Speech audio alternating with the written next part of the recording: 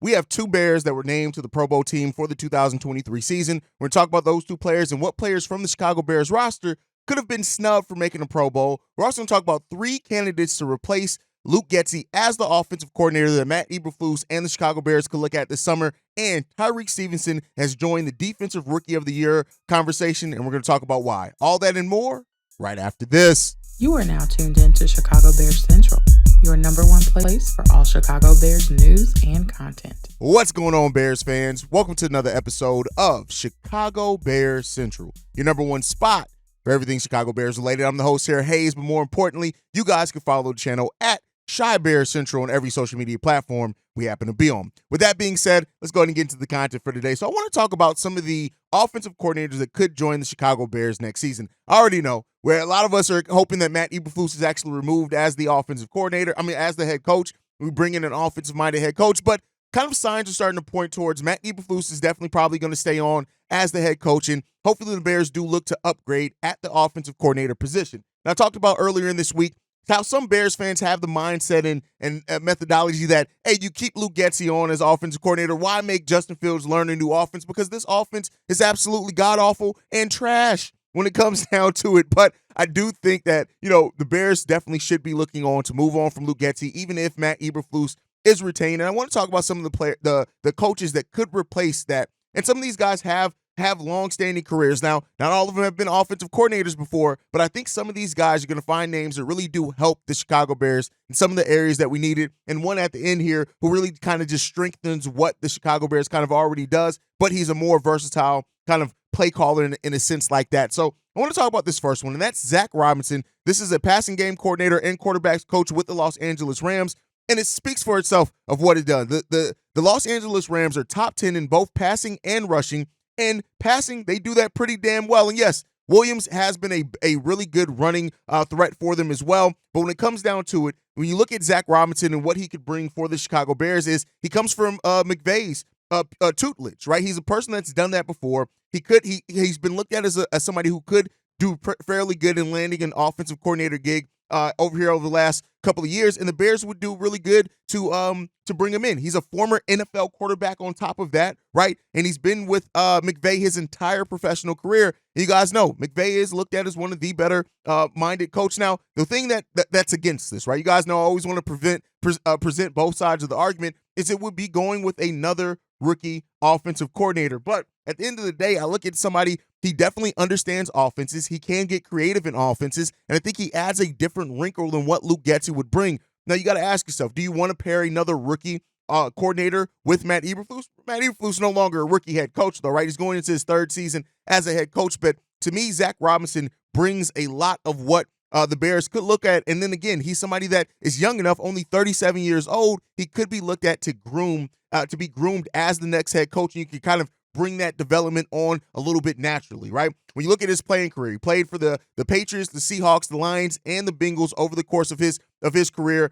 Not the longest NFL career, right? But again, I'm not trying to say it like this guy's been a lockdown quarterback. That's why he needs to come in. But he's been now with the Los Angeles Rams since 2019. So he does have 5 years of experience now, and he could be looked at somebody who really could do that. So I like the thought process behind it. He's, like I said, he's been under Sean McVay for a while there. Sean McVay is a winning coach and a really good coach as well. He's another young coach. They're both the same age at 37 years old, and I think that he could bring some of the wrinkles of what we need for it. Keep in mind, McVay has a 60% win percentage with being with the Rams since 2017, so that's something you could really look at. I really like the potential of Robinson being the next offensive coordinator. Again, not a flashy pick at all, but he could be the right pick. The next one is Darrell Bevell. Now, this is a quarterbacks coach and passing game coordinator from the Miami Dolphins, and this is a guy who's been around the NFL for a while there. He's a former quarterback as well.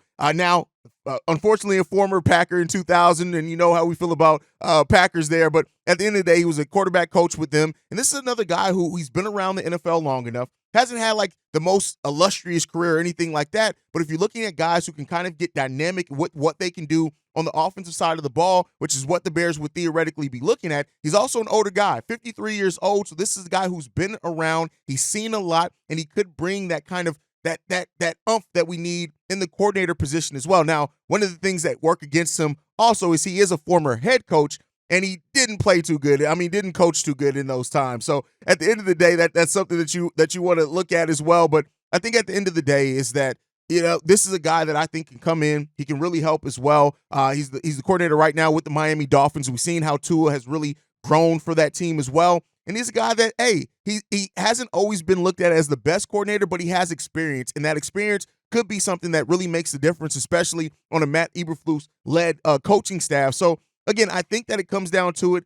I don't know if he's necessarily I'm not saying that any of these guys, so to say, are huge, just big names that the Bears absolutely have to get, but they could be interesting names for the Chicago Bears to take a look at. He has been with Tua since the start of the 2022 season, and he does get some of the credit for developing that young quarterback as well. So could he come in here and do the same thing for the Chicago Bears? That's a question that you guys have to ask. The next one, and this is one that's kind of a way further out there pick, and this is right now is the running backs coach with the Baltimore Ravens. That is Willie Taggart. And this is a guy who's 47 years old. He's a former head coach at the collegiate level. So again, somebody who brings some experience, which I do think we kind of want, especially under Matt Eberflus. And this is a guy that I think that you look at and say, he does some of the things that we need, right? When you look at his collegiate coaching career, it's nothing too crazy there. He has a total record of 71-80, so again, below 500. But again, we're not bringing him in to be the head coach. We're bringing him in to potentially be the offensive coordinator. Like I said, 47 years old. He's been around coaching for decades at both the collegiate level and in the NFL level. And because of that, he could be somebody that the Bears do take a look at if they want to think outside the box for people to kind of replace Luke Getsy. I also think that he's really good with running backs. And so when you look at somebody, he's the one that I said could come in and really bring a lot of what the Bears already help strengthen what the Bears already do well. He's a former quarterback himself, so maybe that he's coached wide receivers, running backs, and he has, like I said, that experience as being a collegiate head coach. So again, it's something that the Bears could look at to bring in. And those are kind of the candidates that I wanted to talk about that the Bears could look at. A lot of you guys have been saying, well, who can the Bears go out and get? And I know some of those aren't the top of the line candidates, the names that you guys are always familiar with and have already heard several times. But I wanted to bring some of the names here that that are outside the box. You're not always going to see in some of the other places. But let me know what you guys think on some of those guys. Who are some of the suggestions outside of the box? We already know about the Eric Bieniemys, the Ben Johnsons. We know about those guys. But what are some of the outside the box candidates for the offensive coordinator position if the Bears do look on a move from Luke Getsy, which I do hope is one of the first moves the Bears make in the offseason? That would just make my day. The video that I would drop if the Chicago Bears fire Luke Getsy. And listen, just be there. Be tuned in. Hit the subscribe button. It's going to be fun. With that said, man, I want to talk about Tyreek Stevenson up here next. And Tyreek Stevenson, the conversation has been asked, can Tyreek Stevenson be the defensive rookie of the year? And initially kind of my thought process was, considering the Bears season and things like that, can he do it? But when you look at it, I think that he can. When you look at the last defensive or cornerbacks to win the defensive rookie of the year, you got Sauce Gardner in 2022-23. You got Marshawn Lattimore in 17-18. And then you got Marcus Peters in 15-16. Now, those are the most three recent quarterbacks to win the defensive rookie of the year award. And when you look at it, Tyreek Stevenson's stats are already surpassing some of those. He already has two more interceptions than Sauce Gardner had in his time. He already is close to the 5 interceptions that Lattimore had in his rookie campaign. And then when you look at the fact that he's only done that in 15 games and he missed some times and wasn't 100% healthy, he has more tackles than any of those players that won that, and the physicality that he brings to the game has been evident. Then when you look at it right now, 4 picks over the last 3 games for Tyreek Stevenson. He leads all rookies in interceptions. And is tied for the third most interceptions by a cornerback in the NFL. And so when it comes down to it, he also is tied with 6 for Darius Slay for 6 most passes defended in the NFL. In the NFL is just 1 behind Devin Witherspoon, who's another rookie who could be in line for that award. Also, amongst all rookie backs, Tyreek Stevenson has 16 games played, which, we're going to play that on Sunday. And he's finishing at the end of the year top in almost every category for his position. Tyreek Stevenson, whether he wins the award or not, has put together a season that is worth the defensive rookie of the year. And that's not something that you can overshadow or look at. And that's why when we talk about the players and the depth that Ryan Poles has gotten in this time from him running the Chicago Bears, it's real, it's legit, and you can't overlook it. We got to play. Keep in mind, you also got Terrell Smith, who is played pretty damn good over that time as well. So Tyreek Stevenson, if he does win Defensive Rookie of the Year, it's well-deserved. There's precedence to be said for it. And at the end of the day, he's really right now playing extremely, extremely well, and he's done so. He's gone through the trials and tribulations around all of what happens with a rookie cornerback, getting picked on, things like that, and he's come out on the other side of that really well when you look at it. Now, he's going to have to come against Will Anderson and Jalen Carter, who a lot of Bears fans wanted us to draft. I was one of those people as well. And so at the end of the day, that's really his competition. And to be mentioned in the same breath as a Will Anderson Jr. and Jalen Carter, considering the seasons that they had, Tyreek Stevenson has put together a rookie season as a defensive back that we have not seen, even Kyler Gordon last year, we have not seen for quite a while. And Tyreek Stevenson deserves to be acknowledged and celebrated for that because the dude is balling out. And hopefully he can win the award. But with that said, let's get into the last topic I got for you guys today. We got the Pro Bowl was named yesterday, and so we now know who's going to be on all those Pro Bowl teams. And we got 2 Chicago Bears players that were named to the Pro Bowl team. And listen, there were definitely some slights in this. And Misi Dub and Bobby will be live later on today where we'll go through the snubs one for one. But there were some players that definitely were snubbed in that. I'm going to mention a little of them here. We're going to flesh that out a little bit on tonight's episode, so make sure you guys are tuned in for that. But as far as Pro Bowlers named, Jaylon Johnson and Montez Sweatr were named to the 2024 Pro Bowl. And when you look at them, they both set career highs in a lot of areas. Montez Sweatr, a career high 12.5 sacks so far through Week 17. We still have another game. He ranks 3rd in the NFL and leads the Bears and the Commanders in sacks this season, which is crazy to lead for 2 different teams, considering like you didn't finish or start with each of those teams. But yeah, Montez Sweatr deserved it every bit of the way. And he said this: "I am honored to be selected to my first Pro Bowl and to represent the great city of Chicago. What makes this honor special is the fans that played a role in me being selected. I'm truly grateful for my teammates, coaches, support staff, and my family for all the support this season. I wouldn't be here without them."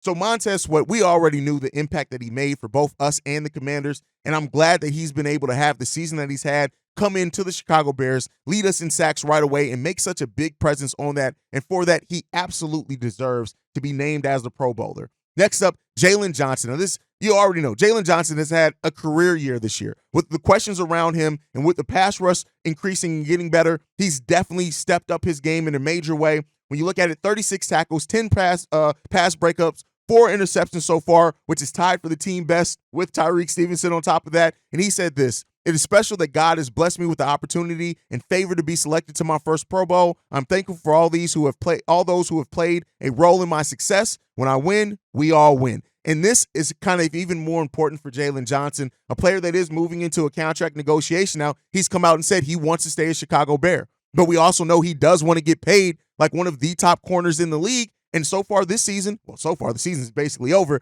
The stats support that. And so Jaylon Johnson is looking to get paid, and this Pro Bowl selection is going to go a long way in him deserving to get paid. And that's just what it is at the end of the day. Shout out to these 2 players for being named Pro Bowlers. Like I said, it's been a sucky season for the Bears to not be able to make the playoffs, but there's still been a lot of good, especially the Bears winning 4 out of the last 5 games, things like that. There's been a lot said about just how this team has grown, how it's developed, and the fact that we can say now we got 2 Pro Bowlers coming out of this team is really good to come out of this going into next season. But that does not mean that there weren't Bears players that were definitely snubbed in this case, and one of those were definitely DJ Moore. DJ Moore was absolutely snubbed. When you look at it, career highs in both yardage, career highs in touchdowns. At the end of the day, he's been one of the best receivers in the NFC.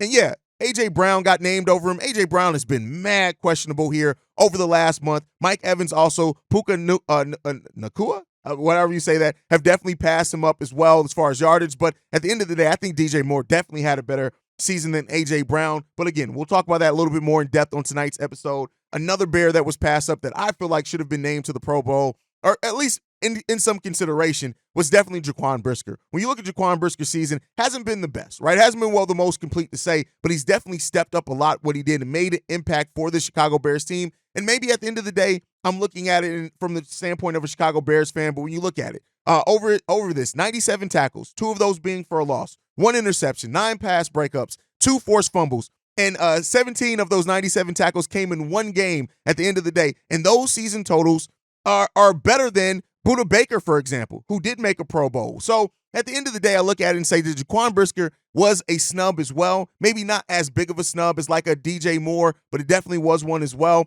And then another player I want to talk about is TJ Edwards. To me, TJ Edwards put forth a Pro Bowl level season, even if he doesn't get named to a Pro Bowl, and he's not. He made it. He was one of only, when it comes down to it, him and Bobby Wagner and Fred Warner. That's it. That's what it comes down to. TJ Edwards deserved to be a Pro Bowler, in my opinion, this season. But, when it comes down to it, storylines play a big part of it. Team success play a big part of it. And while the Chicago Bears defense it's stepped up hugely since week 9, the national media is still a little bit slow to recognize how the Chicago Bears have really stepped up over this time. But it comes down to it, man. It's unfortunate. But, the Bears are going to have, they're going to have something to say about it. And what I'll say at this point of it is, at the end of the day, I look at this and say this should be motivation as well for next season for the Chicago Bears. And hopefully they use it as that, right? Motivation to go into the offseason knowing that you were snubbed, knowing that you were one of the better players at your positions, but didn't get named to an all-star, to the Pro Bowl team. That's cool. All pros still coming for some of these players as well. But at the end of the day, I really do like to say that we do have Pro Bowlers on this team. And we still definitely have some things that we need to work and grow on before that as well. Now, we got another rumor. This is what it comes down to that I want to talk about before we get out of here as well. And this one comes from it as far as a former a beat writer for the Chicago Bears, and Bob Warja had some comments about decisions being made about Matt Eberflus and Justin Fields. And these are interesting. So he had a series of tweets and said this: I still have my sources at Hallis Hall from my writing days and was able to confirm what we've all heard. Flue is returning as head coach. I've also verified that Poles made the decision about a week ago to stay with Fields and not draft a quarterback number 1. They will trade the number 1 pick, but hopefully draft Harrison, but that would likely mean not moving very far down the draft board. If they get a better offer than trade for a wide receiver, they can move outside the top 3 in the draft. They're worried about the Cardinals would draft Marvin Harrison. Now, plans can change based off circumstances. However, I feel very solid about what I'm reporting. So to hear that the Chicago Bears have already made their decision on Justin Fields and made it about a week ago, when you look at the play of Justin Fields, maybe that aligns with that. As far as Flue coming back, that really confirms something that we've been hearing for a while now. Now, if that is true, right, and the thing is, the Chicago Bears lose leverage by saying that. You want to make it seem they're still going to work out quarterbacks and things like that. I would not be surprised. But in the episode me and Steve-O dropped yesterday, we talked about when we could see the Bears trade the number 1 overall pick. And I do think we could see that trade come fairly early. The draft isn't until April. We could see that and Steve-O mentioned that probably in February is when he would expect the trade to be done for the Chicago Bears number 1 overall pick. And this kind of aligns with that. If a decision has already been made, you're going to wait to see how the draft order falls, of course. But once that draft order is solidified, you basically know, I think you're going to know fairly early what teams are going to be willing to offer. I don't know how much the Bears can kind of increase that offer by working out quarterbacks or maybe even feigning some interest in other quarterbacks. But at least from Bob Warja, again, you take that with a grain of salt. I'm not by any means saying he reported it. He said he got sources in Hallis. Let's just take that for truth. Not saying that at all. But we're hearing more and more about Eberflus returning. And as far as Justin Fields returning in 2024, like I've laid out on this channel many times before, it kind of makes sense with what some of the things that we've talked about. So at the end of the day, man, within the season, the end of the season, like I've said before, I'm probably guessing that maybe even before the playoffs, man, we'll know what's happening with a lot of the coaching staff. I don't feel like the decisions on Luke Getsy and things like that are going to be dragged out really long. I think the Bears are going to want to start interviewing coaches as soon as some of the teams get eliminated from the playoffs, things like that for the offensive coordinator if they're on playoff teams. And because of that, I'll see it. Now, with that said, also in this, it did say that Warja is not the most reliable source. That is something to note, is that he has reported things that were wrong before. But this is something that you can look out for, and we'll take it and see what it ends up meaning. But let me know what you guys think on that down below. Make sure you guys are following the show at ChyBearCentral. You can also send us any feedback, questions, comments, concerns, ChicagoBearCentral@gmail.com. And then lastly, if you want to leave a text message and our voicemail for our mailbag, which happens on Fridays and Saturdays, the number to do so, 773-242-9336. We are the number 1 spot for everything Chicago Bears related. And like I told you guys yesterday, the daily content does not stop when the season ends. So we will still be dropping daily content. The videos may be a little bit shorter. I like to give you guys 15 to 20-minute episodes during the week, but it may be a little bit shorter, but you will be getting that daily content still over the course of the offseason. We'll be here covering everything that happens, speculation around the Bears, everything. So make sure you guys stay tuned in. Hit the subscribe button for that. But like I like to end everything on, Chi-Town up, Bear down. Love you guys. Peace, y'all. This has been a presentation of the Break Media.